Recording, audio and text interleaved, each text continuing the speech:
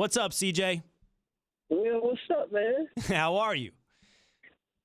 Real good, man. How about yourself? I'm good. CJ, listen, I'm pretty egotistical, but I'm not so egotistical to think you have heard everything I've ever said. But I'm going to tell you, okay? Because this is the way we do it here, and you get to tell me whatever you want in response, okay? I'm a Cowboys fan, CJ. Oh, I know. Okay. All right. Well, then you might know a little bit then.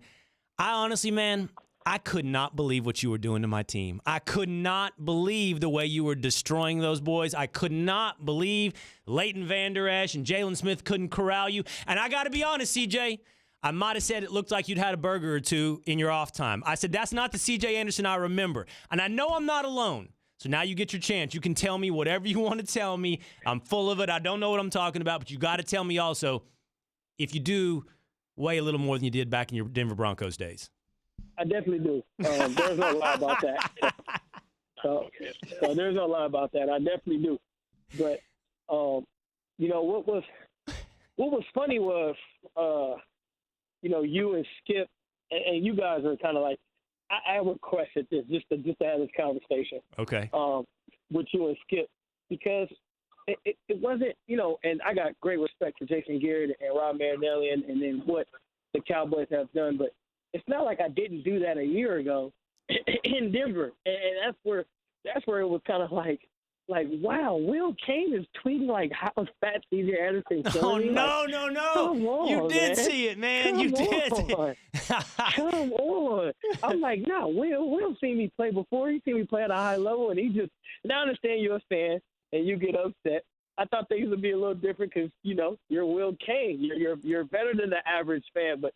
Man, to see you scoop down on that, man, kind of hit home. So I had to. You make me feel bad now. Look at me. I feel guilty. I feel awful.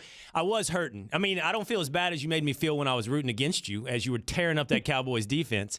Well, hold on. First of all, CJ, talking to the Rams running back CJ Anderson here on the Will Cain Show. You're right. You had over 1,000 yards just a year ago. But you know as well as I do, that's not the way the season was shaping up for you this year. And I've read stuff. I've seen where you said you didn't think it was going to end up in this place. You didn't think, that this many, you're on your third team this year, and you're just you're tearing it up, man. And so even you said, I think I've read this, right? You had doubts about it going this way for you. Yeah, definitely. I definitely did. This year, just because when I got released from Oakland, Week 14, common sense say like playoff teams that already have it back on the roster, understand the playbooks and things like that. And I didn't think this opportunity. Now I do believe me being a Pro Bowler in this league and having 1,000 yards, being a top 10 rusher I was in 2017. Mm-hmm. I thought with the right timing, I thought I was going to be able to play. When free agency come back in March. And I can find another, 1 year or 2 year deal and then play and then show my worth once again. So I definitely didn't think I can play. But, what for you personally, just like I said with Skip, and you guys have said this about me. You guys have always talked highly about me when I got the opportunity. And whenever I got the opportunity to get touches and make plays, I've always came through with that. So it was kind of funny when I was like, damn, Will owe me on First Take right now. Owe me hard. No, well, not as bad as you're owning me right now or the rest of us who ever doubted you. You get the last laugh, that's without a doubt. You got not just the Cowboy game, by the way. You got several games now. You had 2 before that, so I should have seen it coming, right? You were putting up 120, 130 at the end of the season, so I really honestly should have seen it coming. But out of curiosity, CJ, talking to Rams running back CJ Anderson, out of curiosity, how much more do you weigh? What's going on? You said you do. What's going on?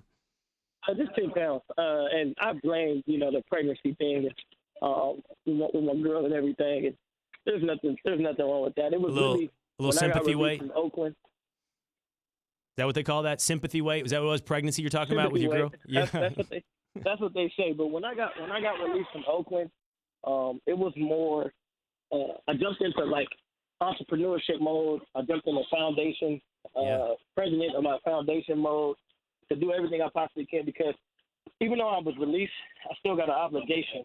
I still have an obligation, and there's kids who look up to me, who care less if I played in the NFL another down or not. Mm-hmm. There's kids who look up to me and things of that nature where I had to continue to close partnerships. And then, of course, running my own company, there's employees who count on me. So I couldn't just hide in the shadows. I had to step out and continue to live my life the way I have it set up. Well, tell me about that. You tell me about your Dreams Never Die Foundation. So Dreams Never Die, I started in 2016. I was an inner city kid. Grew up with no father, raised by my mom and my grandma only, and there was drugs being used in my house and sold out of my house. And I've seen different, task force and police and drug raids coming through my crib. I understand kids went through the same thing I went through. Some are going through way crazier things. And, all they see is the next, C.J. Anderson or Jay-Z or East 40. They see the next entertainer or athlete. And what I try to do is kind of like yourself, right? I try to model, I use you, Stephen A., Skip Bayless. I try to let them know, like, this is successful. You got your own show, Will, and people don't know what you've been through to get to here. What countless hours or countless nights or how many internships or how many no's, but you're successful. And you don't have a Super Bowl ring or the number one rap album to be that. And having those partnerships with Harvard and UC Berkeley and Google and Microsoft and Twitch and a bunch of other these tech companies and universities and robotic companies, we're giving kids the opportunity outside of athletics and entertainment to be successful. Well, listen, man, you're just not only making me feel guilty, you're killing me with kindness. And you did something today. I tell you, this is why you get the last laugh. Man, you're making me a fan. You're making me a fan of C.J. Anderson. I picked the Patriots this morning, by the way. As long as we're owning up to things, I did pick the Patriots this morning on First Take. Everybody is too. You know what, man? Just like with them, I've said you got to learn your lesson. I may have to learn my lesson with you. You're making me eat my words more than once, man.